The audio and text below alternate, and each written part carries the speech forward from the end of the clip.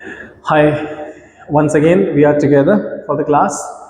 हमारी English spoken classes के अंदर हमने कुछ चीज़ें देखी थी अभी तक। एक बार छोटा सा ब्रीफ रिवीजन कर लेते हैं। बीच में कुछ दिन मैं क्लास नहीं दे पाया था, सो एक बार एक छोटा सा रिवीजन कर लेते हैं। हमने कुछ सिचुएशंस देखी थी। Basically let me remind you for that. सबसे पहले हमने सारी सिचुएशंस को कुछ टुकड़ों में डिवाइड किया है ताकि हम ये देख सकें कि हम किस सिचुएशन में कैसे बोलने वाले हैं। कुछ लोग इंग्लिश बोलते वक्त कोशिश करते हैं कि मैं हिंदी में सोच के इंग्लिश में बोल दूँ। वो पॉसिबल नहीं है, क्योंकि हर केस में आपके आंसर डिलीवर करने में 1 सेकेंड या उससे कम थोड़ा सा डिफरेंस आएगा, जो आपको हर जगह फील करवा देगा that you are not able to convert the sentence in English. So हम क्या करने वाले हैं यहाँ पर, हम उन सिचुएशंस को सीधे फॉर्मेट में डाल लेते हैं और हम ये देखते हैं कि उन सिचुएशंस को अगर हमें नरेट करना है, बोलना है, तो हम कैसे बोल सकते हैं और कैसे सीधे इंग्लिश में बात कर सकते हैं।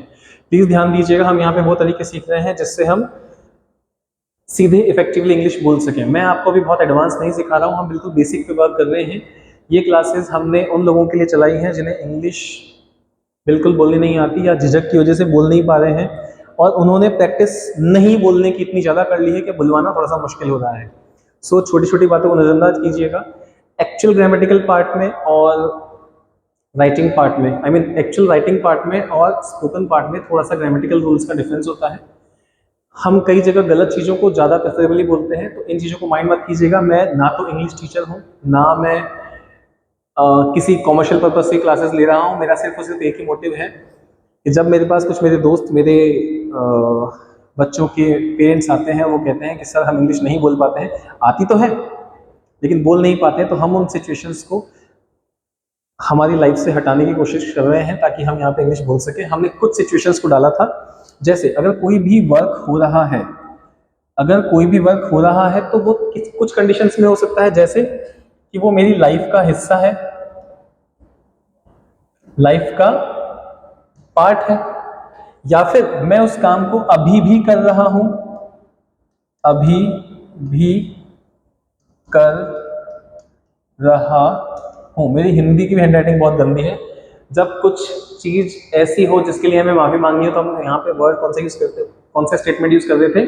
Please forgive me for my bad handwriting. मैं बहुत गंदी हैंडराइटिंग लिख रहा हूँ। आई होप मेरे बच्चे इसे ना देखें, वरना कल वो मुझसे कहेंगे सर पहले improve your handwriting then give us suggestions, right?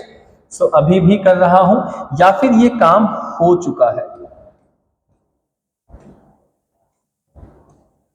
ये काम हो चुका है। यहां पर एक कंडीशन है कि ये काम है, अब ये हो चुका है, तो दो कंडीशंस हो सकती हैं। क्या इसका असर अभी भी, प्लीज मेरी सुनी लीजिएगा, ये तो ना पढ़ने में नहीं आएगा, अभी भी बाकी है, या दूसरा क्या हो सकता है,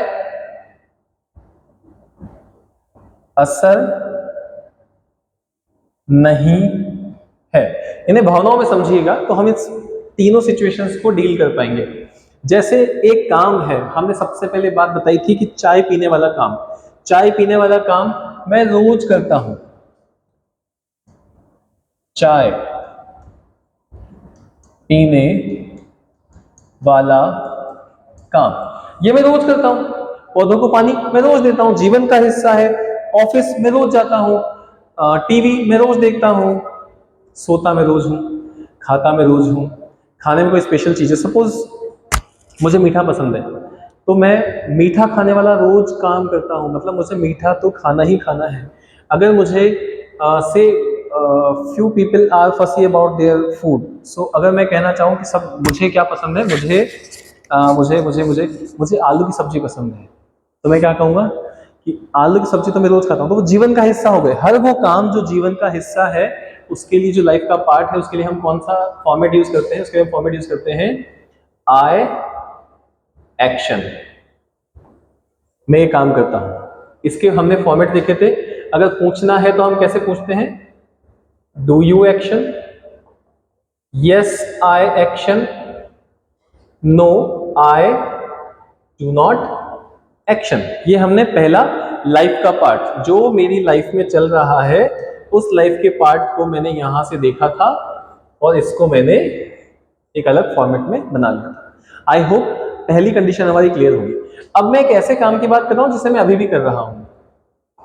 मैं एक ऐसे काम की बात कर रहा हूं जिसे मैं अभी भी कर रहा हूं। इस लाइफ के पार्ट को हम हटाकर साइड कर देते हैं। अब जो मेरा दूसरा काम है जो मैं अभी भी कर रहा हूं, अब जिस काम को मैं अभी भी कर रहा हूं, यानी कि जब मैं बात कर रहा हूं तो मैं एक्चुअली क्या कर रहा हूं। अगर आप मुझसे पूछेंगे अभी क्या कर रहे हो तो मैं क्या बताऊंगा, right now I am teaching. तो यहां पे हमने क्या फॉर्मेट बनाया,